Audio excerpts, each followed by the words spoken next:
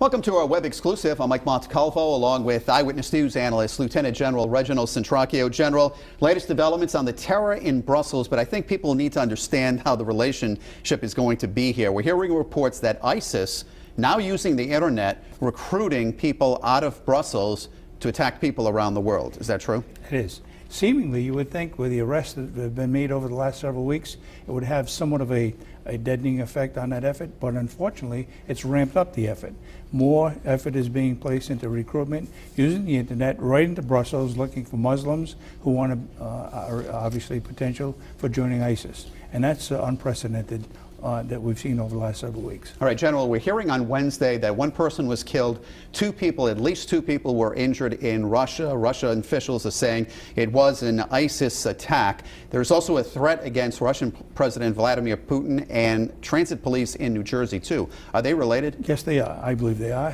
When I looked at the news lead, it talked about coming up with a different system to be able to recruit lone wolves within the United States, using the internet to become part of ISIS, to look at possibilities of attacking the New Jersey transit system offices and President Putin in the same analysis that I looked at. And basically what you're looking at is an attempt, obviously, to ramp up the recruitment across the board. This particular time, however, it's specific as it relates to the New Jersey transit system, which I think is pretty significant. Let's talk about lone wolves first. Example, they weren't really projected to be a part of ISIS. This is like something new for them, right? Well, like a year ago, they wouldn't be thinking they were doing an attack, right, would they? ISIS has looked at that as a viable opportunity to say, okay, and I read this too out of one of the news releases, saying they're looking for targets, lone wolves. They're not quite sure what they should be looking to, but nevertheless they said, here's some targets for lone wolves who want to be operatives, not necessarily for ISIS, but to give them a mission. And they gave them names and addresses of the officers in the New Jersey transit system, which is once again unprecedented. You know, General, we're hearing that possible targets too are well-known people. Really, this is nothing new. We heard back in September when Pope Francis was coming to America that he was really one of their #1 targets. Yeah, exactly. And of course, if you go back a little bit further than that, names were released from different military positions. One of them being right here in Rhode Island from the Navy War College.